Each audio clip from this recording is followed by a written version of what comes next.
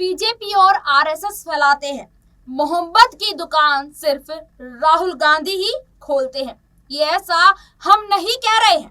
बता दें आपको कि कांग्रेस पार्टी के नेता की अगर यहाँ पर बात की जाए और साथ ही साथ वायनाड से सांसद राहुल गांधी इस बात को कहते नजर आए हैं।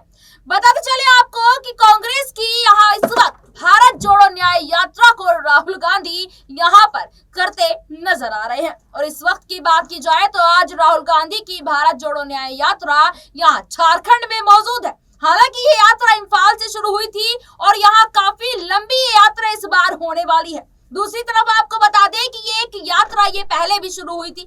विधानसभा चुनावों से पहले देखने को मिला था कि राहुल गांधी ने भारत जोड़ो यात्रा में जी जान तोड़ मेहनत की थी और कहीं ना कहीं इस मेहनत को यहाँ पर रंग लाते भी देखा गया था, क्योंकि यहाँ ये कहा जा रहा था कि विधानसभा चुनाव में कांग्रेस पार्टी नहीं जीती। विपक्षियों ने भी यहाँ पर यह हमला किया कि कोई फायदा नहीं हुआ कांग्रेस पार्टी की भारत जोड़ो न्याय यात्रा का। लेकिन यहाँ सत्ता पार्टी को ये मान लेना चाहिए, बेशक से फ्रंट पर आकर राहुल गांधी की इस यात्रा का असर ना पड़ा हो, लेकिन जमीन पर इस यात्रा का असर बेहद ही ज्यादा पड़ता नजर आया है। और आज नहीं तो कल इस यात्रा का असर देखने को भी मिलेगा।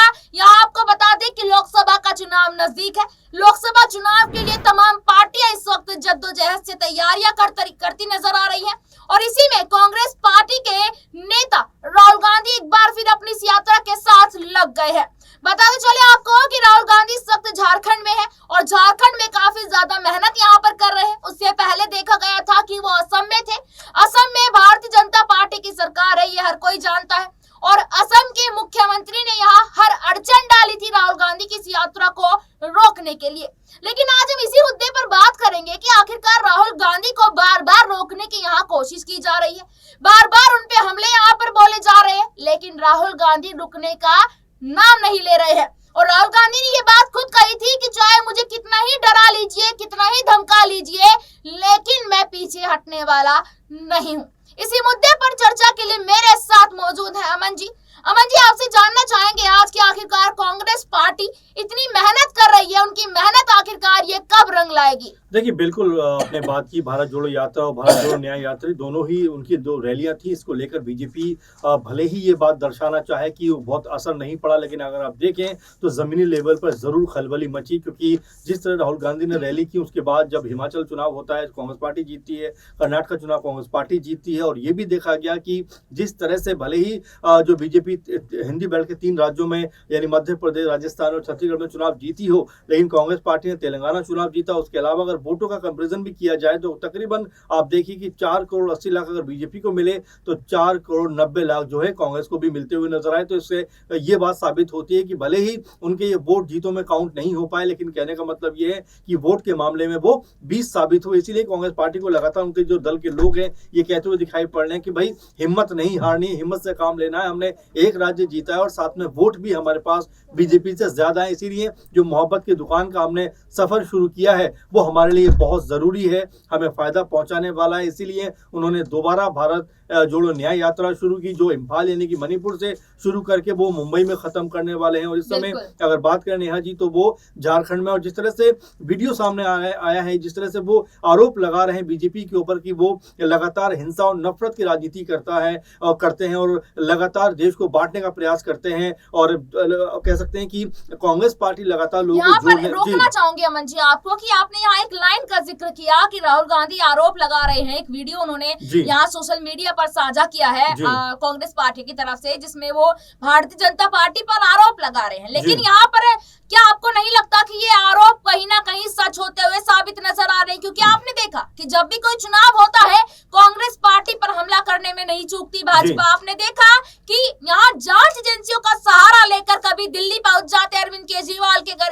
कभी हेमंत सोरेन के घर झारखंड पहुंच जाते हैं, तो कभी छत्तीसगढ़ के मुख्यमंत्री के घर पहुंच जाते हैं जो कि पूर्व मुख्यमंत्री रह चुके हैं। तो यहाँ कहीं ना कहीं ये जो आरोप है अभी तक झुटलाए जा रहे थे, धीरे धीरे अब ये सच साबित होते नजर आ रहे हैं। देखिए, बिल्कुल नेहा जी, अगर हम बात करें कि जिस तरह से राहुल गांधी की जो आरोप है, वाकई आपकी बात सही है, काफी हद तक सही भी नजर आते हैं। अगर एक तरफा कार्रवाई होगी, ईडी 90 और 95% के आसपास छापेमारी करती है, विपक्षी दलों पर करती है। इसके अलावा असम में जब राहुल गांधी पहुंचते हैं, उनकी बसों पर हमला होता है, पोस्टर फाड़े जाते हैं और लगातार ऐसा माहौल बनाया जाता है कि ताकि कांग्रेस पार्टी के जो कार्यकर्ता हैं वो इससे डर जाएं। लेकिन राहुल गांधी निडर होकर आगे बढ़ते हुए नजर आ रहे हैं। आपको बता दूं, जो प्रशांत किशोर हैं, बड़े जानकार हैं राजनीति के, वो भी ये बात कह रहे हैं कि राहुल की जगह अगर कोई दूसरा व्यक्ति होता तो शायद अब तक मैदान छोड़ चुका होता। लेकिन राहुल गांधी जिद के पक्के हैं, लगातार देश को एक करने में लगे हुए। और देखिए, ये उनका कह सकते हैं एक बड़ा ओहदा बताता है कि बड़ा जो उनका ऑरा है कांग्रेस पार्टी में, कि वाकई वो एक बहुत सुलझे हुए और बहुत दूर तक की समझ रखने वाले व्यक्ति हैं। उनकी यात्रा से देश में एक अच्छा और पॉजिटिव माहौल बना है। लेकिन वो ये कहते हैं अगर मोदी जी 90% चुनाव हार गए, 80% चुनाव हार गए, तो शायद किसी रैली में भी नजर ना आए। तो ये दमखम सिर्फ राहुल गांधी के अंदर है और वो यही बात की प्रशंसा करते हैं। आपने भी यही बात का जिक्र किया कि लगातार तमाम उलझनों के बावजूद, तमाम अड़चनों के बावजूद वो अपनी जो कह सकते हैं न्याय यात्रा उसको लेकर आगे बढ़ते हुए नजर आ रहे हैं। देखिए, पीएम मोदी हर एक मुद्दे पर बात करते हैं, हर एक चीज को लेकर बोलते हैं, लेकिन जब मणिपुर का जिक्र आता है तो वो नहीं जाते। मिजोरम चुनाव आप देखें कि लगातार 50 रैलियां करते हैं वो, चाहे मध्य प्रदेश, राजस्थान और तेलंगाना में भी जाते हैं, छत्तीसगढ़ में भी जाते हैं, लेकिन मिजोरम नहीं जाते क्योंकि वहां पर मणिपुर का मसला उठने की लगातार संभावना थी। तो ये जो चीजें वो लगातार ये बताती है कांग्रेस पार्टी जिस मजबूती के साथ में खड़ी है वो बीजेपी का मुकाबला करने को तैयार है। और कई जानकार, यानी कि उन्हीं के अगर संगठन जो जुड़े हैं, शिवसेना का जो उद्धव ठाकरे ग्रुप है, उनके जो नेता संजय राउत, वो कहते हैं कांग्रेस पार्टी जिस तरह से अपना अभियान चला रही है, कम से कम 150 सीटें वो जीत सकती है। बिल्कुल, यहाँ पर आपको बता दें कि 150 सीटें जीतने की यहाँ पर बात की है। जिस वीडियो की हम यहाँ पर बात कर रहे हैं राहुल गांधी की, उस वीडियो में राहुल गांधी ने यहाँ कुछ एक ऐसी लाइन कही जिस लाइन को सुनकर यहाँ कहीं ना कहीं भारतीय जनता पार्टी को धक्का तो लगा होगा, क्योंकि यहाँ पर बार बार पूंजीपतियों की बात होती है, उद्योगपतियों की बात होती है, तो सबसे पहला नाम यहाँ पर अडानी का आता है, जैसे कि आप जानते भी होंगे अमन जी। और आपने देखा भी होगा कि सिर्फ राहुल गांधी या कांग्रेस पार्टी के नेता ही नहीं, तमाम विपक्षी पार्टियों के नेता इस बात का जिक्र करते हैं कि आपने देखा होगा कि आम आदमी पार्टी के राज्यसभा सांसद की मैं बात करूं यहाँ संजय सिंह की, लगातार वो जेल में रहने के बाद भी सिर्फ एक ही मुद्दा उठाते हैं, मोदी और अडानी का रिश्ता। देखिए, कहीं ना कहीं आपने वो कहावत सुनी होगी कि जहां चिंगारी होती है वहीं आग होती है। मोदी और अडानी के बीच में कुछ तो ऐसा लेन देन या रिश्ता है यहाँ पर हमारे देश के प्रधानमंत्री मोदी के बीच में कि लगातार हर कोई विपक्षी पार्टी का नेता मोदी अडानी के रिश्ते पर बात करता है। रही यहाँ पर दूसरी बात, अगर तो आपने यहाँ पर देखा कि जिस तरीके से लगातार विपक्षी पार्टियों के नेता यहाँ मोदी अडानी के रिश्तों पर आवाज उठाते हैं, हालांकि इस मामले को दबा दिया जाता है हर बार, तो अगर देखा जाए गहराई से यहाँ पर सोचा जाए तो कहीं ना कहीं ये बात गलत तो नहीं है। लेकिन यहाँ पर भारतीय जनता पार्टी के द्वारा ये कहा जाता है कि ये तो बिना बात की बातें करते हैं। आपने यहाँ मणिपुर का जिक्र किया, मिजोरम का जिक्र किया, वाकई में ये भी सोचने वाली बात है कि मणिपुर यहाँ पर देखा जाए तो किस तरीके से मणिपुर आज भी हिंसा की आग में जल रहा है। लेकिन हमारे देश के प्रधानमंत्री मोदी यहाँ पर फोटो शूट कराने के लिए मान लीजिए या फिर घूमने के लिए ही मान लीजिए मालदीव, लक्षद्वीप चले जाते हैं, लेकिन मिजोरम और मणिपुर का कोई मतलब रिश्ता नाता नहीं है। आपने बिल्कुल यहाँ पर आप भी अपनी बात रखिएगा, आपने यहाँ देखा कि विधानसभा का चुनाव था मिजोरम का, हर जगह वो यहाँ पर गए अपना प्रचार करने के लिए, लेकिन मिजोरम में उनको एक बार यहाँ देखा गया था, उसके अलावा कोई मुद्दा उन्होंने मणिपुर का यहाँ नहीं छेड़ा। क्या राय रखते हैं आप इस पर? देखिए, बिल्कुल राहुल गांधी के बारे में आपने सही कहा, जिस तरह मीडिया ने उनको एक तरीके से अलग तरह का कह सकते हैं कि शख्स बना दिया है, तमाम उनके बयानों को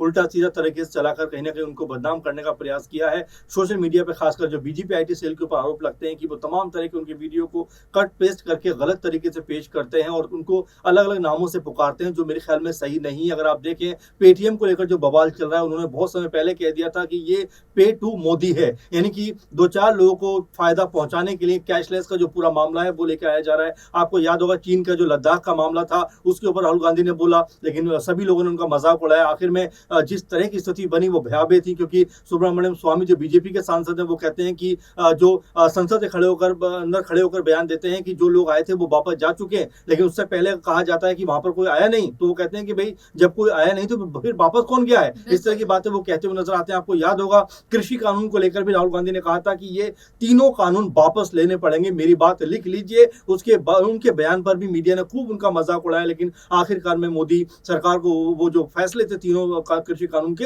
वो वापस लेने पड़े। तो जो मीडिया ने रुख बनाया है राहुल गांधी के लिए वो मेरे ख्याल से बहुत निगेटिव रुख है। वो कोई सही बात भी करते हैं तो उसमें कोई गलत चीज को कह सकते हैं ऐड करके उनको चलाया जाता है या फिर उनको पहली बार दिखाया ही नहीं जाता। तो ऐसे में राहुल गांधी जो लगातार अपनी न्याय यात्रा कर रहे हैं, मकसद उनका यही है कि भाई किसी तरह से मैं लोगों के पास पहुंचूं, जो डायरेक्ट अगर मैं मिलूंगा तो शायद उसका ज्यादा इंपैक्ट क्रिएट होगा। और बीजेपी के अंदर इसी बात को लेकर खलबली है, क्योंकि लगातार वो अडानी का मुद्दा उठाते हैं, लगातार राफेल का मुद्दा उन्होंने उठाया, लगातार उन्होंने जो देश का चौकीदार है उसको लेकर कहीं ना कहीं उनको कटघरे में घेरा। ऐसे तमाम सारे मुद्दे हैं जो भले ही लोगों ने वोट ना दिया हो, लेकिन लोगों के समझ में मुद्दे जरूर आए हैं, उस पर बात हो रही है, चर्चा हो रही है। और तमाम जगह राहुल गांधी इसी बात को लेकर जा रहे हैं कि भाई जो मणिपुर में हुआ नेहा जी, उसके ऊपर आखिर पीएम मोदी खामोश क्यों रहे, आखिर वहां पर जाकर कोई कह सकते हैं रैली क्यों नहीं की, कोई लोगों के बीच जाकर उनको समझाया क्यों नहीं, और एक माहौल जो था शांति प्रिय वो बनाने का काम क्यों नहीं किया। तो ऐसे तमाम सारे आरोप जो राहुल गांधी लगाते हुए नजर आए हैं। और जो वीडियो में भी आपने दिखाया इसमें बिल्कुल ये बात सही है कि राहुल गांधी की जो न्याय यात्रा है उससे कहीं ना कहीं कांग्रेस पार्टी को एक माहौल मिल रहा है। जिस तरह से चाहे हम असम की बात करें, चाहे हम बंगाल की बात करें, बिहार की बात करें, झारखंड की बात करें, इसके बाद उत्तर प्रदेश में भी आएंगे, राजस्थान में भी उनकी रैली होने वाली है, मध्य प्रदेश में भी होने वाली है, महाराष्ट्र में भी होने वाली है। तो एक माहौल जरूर बन रहा है और बीजेपी कहीं ना कहीं इसी को लेकर काफी ज्यादा खौफजदा है, काफी ज्यादा डरी हुई है, क्योंकि राहुल गांधी के साथ में जिस तरह की भीड़ नजर आ रही है, हो सकता है इस बार उनको पहले के मुकाबले दोगुनी सीट मिलती हुई दिखाई पड़े। बिल्कुल, यहाँ पर बहुत बहुत धन्यवाद आपका अमन जी की आपने विस्तार पूर्वक हमारे दर्शकों को यहाँ संपूर्ण जानकारी यहाँ दी है। एक वीडियो हम आपके लिए यहाँ पर लेकर आए हैं कि आखिरकार आप ये सुनिएगा कि उस वीडियो में राहुल गांधी यहाँ पर क्यों कहते हैं कि जो राहुल गांधी है या फिर कांग्रेस जो पार्टी है वो सिर्फ यहाँ पर क्यों देखा जा सकता है कि मोहब्बत की दुकान खोलते नजर आते हैं। तो देखिए पहले ये वीडियो। देखिए, पिछले साल हमने भारत जोड़ो यात्रा कन्याकुमारी से कश्मीर तक करी। उसका लक्ष्य देश को जोड़ने का था और जो नफरत और हिंसा बीजेपी के लोग, आरएसएस के लोग देश में फैला रहे हैं उसके खिलाफ खड़े होने का था। और उसमें हमें बहुत बड़ी सफलता प्राप्त हुई। पूरी देश में हमने ये मैसेज फैला दिया कि नफरत के बाजार में मोहब्बत की दुकान कांग्रेस पार्टी खोलती है। इस बार मणिपुर से महाराष्ट्र हमने यात्रा की है। इसमें हमने एक शब्द, न्याय शब्द जोड़ दिया है। न्याय शब्द जोड़ने के 2-3 कारण हैं। सबसे बड़ा कारण, जो आर्थिक अन्याय हो रहा है देश में, जो चुने हुए 2-3 अरबपतियों को देश की आपकी पूरी की पूरी पूंजी पकड़ाई जा रही है। दूसरी बात, जीएसटी और नोटबंदी के कारण जो बेरोजगारी फैली है, जो नरेंद्र मोदी जी ने बीजेपी का भविष्य बर्बाद किया है, उसके खिलाफ यह यात्रा है। पब्लिक सेक्टर, जिस आदिवासियों को रोजगार मिलता था, उनको सबको एक के बाद एक प्राइवेटाइज किया जा रहा है। ये पब्लिक सेक्टर यूनिट हिंदुस्तान की जनता की प्रॉपर्टी है। ये नरेंद्र मोदी जी, उनकी सरकार उन्हीं 2-3 अरबपतियों को पूरी की पूरी पूंजी पकड़ा रहे हैं। और मुझे लगता है थोड़ी सी देर में जो झारखंड में आपकी स्टील की इंडस्ट्री है, बोकारो है, ये सब पकड़ा के ये अपने 2-3 मित्रों को पकड़ा देंगे। तो इसके खिलाफ हम खड़े हैं। तो आपने यहाँ पर ये वीडियो देखा। वीडियो में राहुल गांधी जो है लगातार यहाँ झारखंड में मौजूद है और साथ ही साथ अपनी यात्रा के दौरान यहाँ भारतीय जनता पार्टी की कमियों को गिनवाते नजर आ रहे हैं। कमियां नहीं कहेंगे, बिल्कुल यहाँ पर ये बात इस वक्त सच होती हुई नजर आ रही है। इसी के साथ आपको बता दें कि हमारे न्यूज रूम से भी हमने ये जानने की कोशिश की कि आखिरकार क्या वाकई में ही कांग्रेस पार्टी में इतनी कमियां हैं जितनी कमियां यहाँ दिखाई जा रही हैं। जैसे कि अमन जी ने भी अभी हमें बताया कि कहीं ना कहीं जो राहुल गांधी है उनकी इमेज को ऐसा यहाँ पर बना दिया कि हर कोई व्यक्ति और जनता यहाँ कांग्रेस पार्टी को अब हल्के में लेने लग गई है। तो पहले आप ये हमारे कुछ साथियों का सुनिए कि आखिरकार उनका क्या कहना है इस मुद्दे पर। अभी हाल ही में राहुल गांधी भारत जोड़ो न्याय यात्रा को संबोधित कर रहे हैं और लगातार कई राज्यों में उनकी यात्रा गुजरी है, लेकिन इससे पहले भी राहुल गांधी ने भारत जोड़ो यात्रा का आह्वान किया था। उसके तहत उन्होंने कांग्रेस को और साथ ही साथ अपनी छवि को मजबूत करने का पूरा प्रयास किया था और काफ़ी हद तक राहुल गांधी ने यहाँ अपनी छवि को पूरी तरीके से बदल दिया था। जैसे पहले देखा जाता था कि राहुल गांधी को देखा जाए तो यहाँ पर कई पार्टियां और कई लोग पूरी तरीके से दरकिनार करते थे, लेकिन अब सभी लोग यहाँ पर राहुल गांधी के संबोधनों को सुनते हैं। यहाँ पर राहुल गांधी को देखा जाए तो अब उनकी चर्चा लगातार भारत की राजनीति में हो रही है और छवि बदलने में कहीं ना कहीं भारत जोड़ो यात्रा ने काफ़ी यहाँ पर जो है योगदान राहुल गांधी के राजनीतिक जीवन में यहाँ पर दिया और फिर दोबारा उन्होंने यहाँ पर अपनी यात्रा शुरू करी है। और देखा जाए तो उन्होंने इसी यात्रा के दौरान जो है इस यात्रा का प्रभाव, चुनावी प्रभाव भी देखने को मिला। उन्होंने कई सारे वोट यहाँ पर कमाए, कई सारे अपने कहा जाए तो चाहने वाले उन्होंने यहाँ पर कमाए और पूरी तरीके से उनकी छवि को बदलने में भारत जोड़ो यात्रा ने काफ़ी बड़ा उनको यहाँ पर योगदान दिया। और ऐसे में कहीं ना कहीं लग रहा था कि अब 2024 आते आते इस भारत जोड़ो यात्रा से बड़ा फर्क यहाँ पर भारतीय जनता पार्टी को भी पड़ सकता है। उस दौरान हमने देखा कि भारतीय जनता पार्टी ने लगातार यहाँ पर भारत जोड़ो यात्रा पर कई सारे वार किए। इस बार भी भारत जोड़ो न्याय यात्रा में कई सारे वार हमने देखा किस तरीके से यहाँ पर उनके ऊपर हमले हुए, यात्रा के ऊपर हमले हुए। यानी दोनों यात्रा में समानताएं देखी जाए तो लगातार वार करने की कोशिश तो की गई, लेकिन राहुल गांधी लगातार यहाँ पर निरंतर चलते रहे। यहाँ पर मणिपुर से उन्होंने शुरुआत करी, असम गए, बंगाल गए, झारखंड गए, बिहार गए और अभी आगे बाकी तमाम राज्य और कई सारी लोकसभा और विधानसभा सीटों को साधते हुए राहुल गांधी अपनी इस यात्रा का अंत करेंगे। जैसा इम्पैक्ट उनकी पिछली यात्रा का था जिसके तहत वो कई सारे राज्यों के चुनाव भी जीते थे, तो इस बार भी लगता है कि यहाँ पर उनका प्रभाव यहाँ पर 2024 के लोकसभा चुनाव में पड़ेगा और पहली यात्रा जो थी उनकी सफल रही थी और इस बार भी ऐसा ही लगता है कि उनकी यात्रा ये सफल होगी। इस साल की कांग्रेस की भारत जोड़ो न्याय यात्रा को लेकर राहुल गांधी ने इम्फाल से शुरुआत कर दी। इस यात्रा के दौरान राहुल गांधी ने तमाम लोगों को जोड़ने की कोशिश की, लेकिन इस दौरान राहुल गांधी जिस प्रकार से यात्रा लेते गए और बीजेपी पार्टी ने तमाम अवरोध लगाने की कोशिश की। बता दें कि बीजेपी पार्टी लगातार कांग्रेस को यहां पर दबाना चाहती है और ऐसे में भारत जोड़ो न्याय यात्रा जो राहुल गांधी के जीवन की एक बड़ी यात्रा हो सकती है, इसको रोकने के लिए बीजेपी पार्टी लगातार कार्यरत रही। जैसे ही पश्चिम बंगाल यहां पहुंची तो हेमंत सोरेन जैसे नेताओं ने तमाम बार उनको रोकने का प्रयास किया, कभी गिरफ्तारी की बातें बताई तो कभी कहा कि जैसे ही चुनाव होंगे आप जेल में चले जाएंगे, लेकिन राहुल गांधी थे कि मानने वाले नहीं। उन्होंने अपनी यात्रा को लगातार यहां पर कंटिन्यू रखा और आगे जाकर राहुल गांधी कहीं ना कहीं अपनी यात्रा को लेकर चर्चाओं में आ गए। जिस प्रकार से वो बिहार गए, बिहार पे जाकर उन्होंने लोगों से मुलाकात की, बिहार की जनता से मुलाकात की और ये बताया कि किसानों के लिए भारतीय जनता पार्टी क्या कर रही है। इतने सालों से ना किसानों का कर्जा माफ किया बल्कि जो बड़े बड़े उद्योगपति हैं उनका कर्जा माफ किया। आपके लिए बीजेपी ने किया क्या? यहां तक राहुल गांधी ने किसानों के साथ रहने की बात बता दी और ये बताया कि हमारी सरकार आएगी तो आने वाले वक्त पर हम काम करेंगे। बता दें आपको कि राहुल गांधी पिछली बार जब भारत जोड़ो न्याय यात्रा की थी उस दौरान भी उन्होंने देश की जनता को साधने का काम किया था, युवाओं को प्रेरित किया था, इससे उनकी व्यक्तिगत छवि भी बहुत ज्यादा सुधरी थी। लेकिन इस बार जिस प्रकार से भारत जोड़ो न्याय यात्रा की राहुल गांधी ने शुरुआत की, कहीं ना कहीं बीजेपी पार्टी अवरोध लगाती रही। जैसे ही उन्होंने मणिपुर से यहां पर यात्रा शुरू करने का इंतजाम किया तब से ही बीजेपी पार्टी उन पर आक्रामक रही, लेकिन राहुल गांधी ने अपना यह प्रण नहीं तोड़ा, लगातार अपनी यात्रा पे लगे रहे। अब कहीं ना कहीं मुंबई में जाके उनकी यात्रा खत्म होने का समय आता जा रहा है। 6 दिन की इस यात्रा पर राहुल गांधी ने तमाम राज्यों का दौरा किया, तमाम लोगों से मुलाकात की और बताया कि बीजेपी पार्टी के चलते देश के अंदर कितना ज्यादा विरोध पैदा हो रहा है। बीजेपी आरएसएस देश को तोड़ना चाहती है और लगातार अपने एजेंडे को लेकर ही आगे बढ़ रही है। राम मंदिर को लेकर बीजेपी वोट बटोरना चाहती है, युवाओं के लिए क्या काम कर रही है। यहां पर राहुल गांधी ने बीजेपी पर साफ तौर पर हमला बोला और इस बारे में भी बताया कि बीजेपी पार्टी ने इतने सालों में आखिर किया क्या देश की जीडीपी पर उनका काम हुआ। वो सिर्फ ये बताते हैं कि देश की जीडीपी पर बीजेपी काम कर रही है, लेकिन बीजेपी का काम उसके लिए नहीं, एक एजेंडा चलाना है और देश के अंदर सिर्फ नफरत फैलाना। हम मोहब्बत की दुकान खोलकर बैठे और देश के अंदर मोहब्बत ही बांटना चाहते हैं। और आने वाले वक्त पर दर्शकों ये भी देखना होगा कि राहुल गांधी जिस प्रकार से देश की जनता को साथ रहे, युवाओं को साथ रहे, इससे उनके इस यात्रा के दौरान लोकसभा चुनाव में कितना असर पड़ता है और क्या सचमुच राहुल गांधी की इस यात्रा से वो लोकसभा का चुनाव जीत पाएंगे।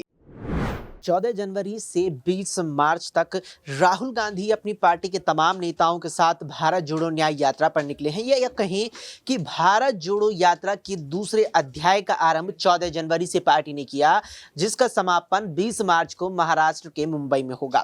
उद्देश्य सीधा और साफ यही है कि यहाँ पर ये संदेश जनता को लोकसभा चुनावों से पहले कांग्रेस देना चाहती है कि जो यहाँ पर अन्याय देश की जनता पर बीजेपी राज में हुआ है, जो यहाँ पर नफरत की राजनीति बीजेपी करती है, जो यहां पर सांप्रदायिक माहौल देश में आरएसएस ने फैला रखा है, यह संदेश साफ तौर पर कांग्रेस बीजेपी के खिलाफ जनता के मन में देना चाहती है। और कहीं ना कहीं इसको यहां फैलाने के लिए, जनता के मन में यह बात और भी ज्यादा गहराई तक डालने के लिए कांग्रेस ने माध्यम बनाया है भारत जोड़ो न्याय यात्रा का। 14 जनवरी से शुरू हुई और 20 मार्च को उसका समापन हो रहा है। और कहीं ना कहीं इसमें एक चीज ये भी रही कि जिस तरीके से पार्टी ने भारत जोड़ो यात्रा के दूसरे अध्याय के रूप में भारत जोड़ो न्याय यात्रा का आरंभ किया, इसका कहीं ना कहीं आधार बना भारत जोड़ो यात्रा भी। क्योंकि जिस तरीके से 7 सितंबर 2022 को पार्टी की भारत जोड़ो यात्रा शुरू हुई थी कन्याकुमारी से और समापन हुआ था उसका 30 जनवरी 2023 को श्रीनगर में, जम्मू कश्मीर के श्रीनगर में। उस यात्रा में यहां पर जो सकारात्मक चीज कांग्रेस के लिए निकल के आई वो ये थी कि जो रूट मैप कांग्रेस ने अपनी भारत जोड़ो यात्रा का तैयार किया था, उस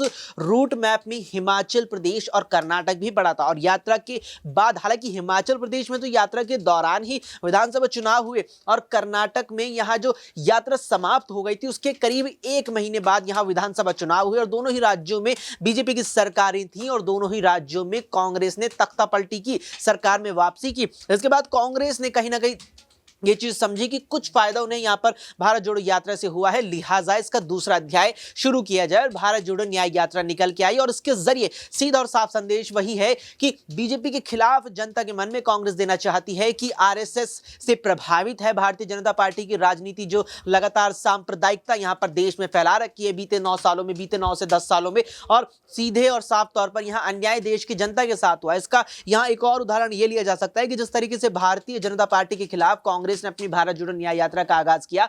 भारत जोड़ो न्याय यात्रा का आगाज कांग्रेस ने मणिपुर से किया है, उस मणिपुर से जिसमें जातीय हिंसा बेहद ज्यादा हुई और एक सरकारी आंकड़े के मुताबिक उस जातीय हिंसा में करीब 70 से ज्यादा लोगों की जान गई। और यही चीज कांग्रेस दिखाने की कोशिश इस यात्रा के जरिए कर रही है कि जो अन्याय हुआ है, जो अन्याय हो रहा है, उसको अब न्याय में तब्दील कांग्रेस करेगी। कांग्रेस आई है, कांग्रेस का चयन जनता को चुनावों में करना है और जो अन्याय हुआ है उसका यहां पर डटकर अब सामना करने का जो वक्त था वो चला गया और अब उसको न्याय से जवाब दिया जाएगा।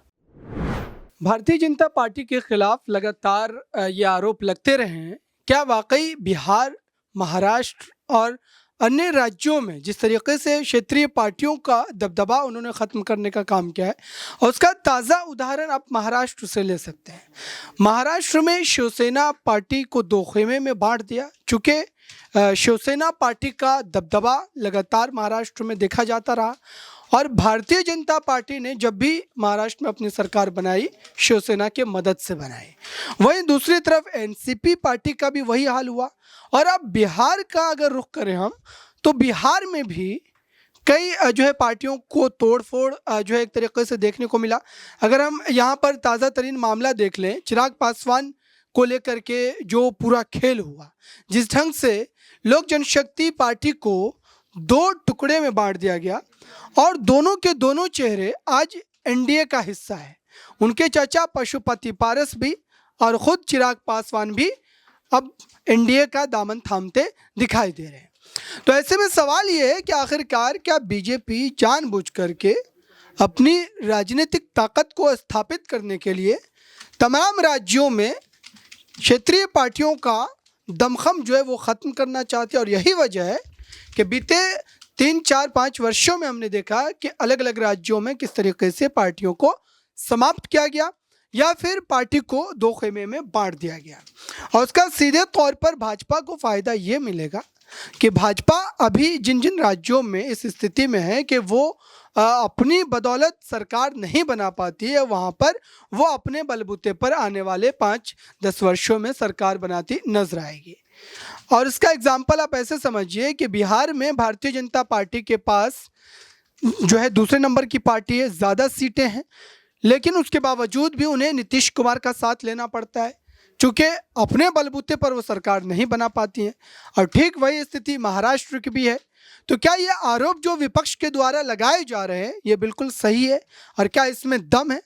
क्योंकि बीजेपी क्षेत्रीय पार्टियों से खौफ खाती है और इसी वजह से लगातार उनको ख़त्म करने का प्रयास जो है उनके द्वारा चलाया जाता है। अब ये खेल पश्चिम बंगाल में भी शुरू हो सकता है, क्योंकि टीएमसी पार्टी इस वक्त विपक्ष के तौर पर एक मजबूत पार्टी है और टीएमसी में आपको बीते 10 वर्षों में कोई बड़ी टूट उस तरीके से गुच्छे में नहीं देखने को मिली होगी। बाकी लगभग पार्टियां हैं जिसमें आपने जो है 5, 10, 8 इस तरीके के नेताओं को, विधायकों को कहीं ना कहीं पाला बदलते हुए ज़रूर देखा होगा। अब देखते हैं कि इस पूरे मामले पर भारतीय जनता पार्टी के खिलाफ विपक्ष अपनी ताकत को किस तरीके से इस्तेमाल करता है और 24 के चुनाव में नतीजे क्या होते हैं।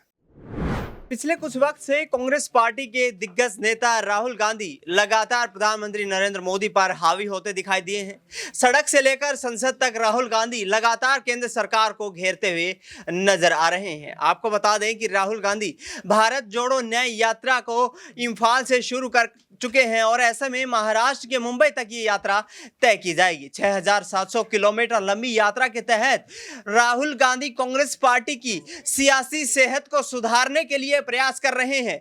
आगामी 2024 के लोकसभा चुनाव से पहले 355 सीटों को कवर करने वाले हैं राहुल गांधी और इस दौरान कांग्रेस पार्टी 200 सीटों पर चुनावी जीत का लक्ष्य लेकर चल रही है। आपको बता दें कि राहुल गांधी इस तमाम यात्राओं के दौरान प्रधानमंत्री नरेंद्र मोदी को कुछ चुनिंदा उद्योगपतियों को लाभ पहुंचाने का आरोप लगाते रहे हैं।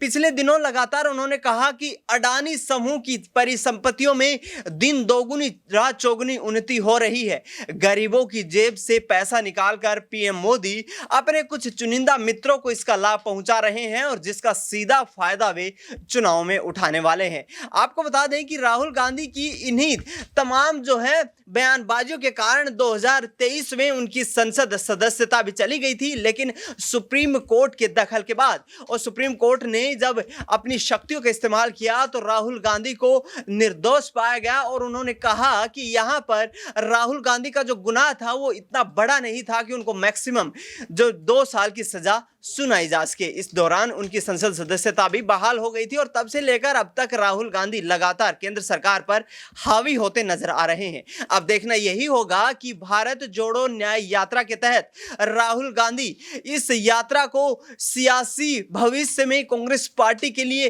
कितनी मजबूत कर पाते हैं, क्योंकि 2 महीने के बाद देश में लोकसभा के यानी कि आम चुनाव होने वाले हैं और यहां पर कांग्रेस पार्टी की वापसी करना कांग्रेस के सियासी भविष्य को बचाए रखने के लिए काफी महत्वपूर्ण होने वाली है। तो आपने यहाँ पर देखा कि हमारे न्यूज रूम के साथियों ने अपनी अपनी राय को यहाँ रखा, लेकिन इस पूरी रिपोर्ट पर आपकी क्या राय है? कमेंट बॉक्स में अपनी राय जरूर दें और देखते रहिएगा SPN9 न्यूज। धन्यवाद।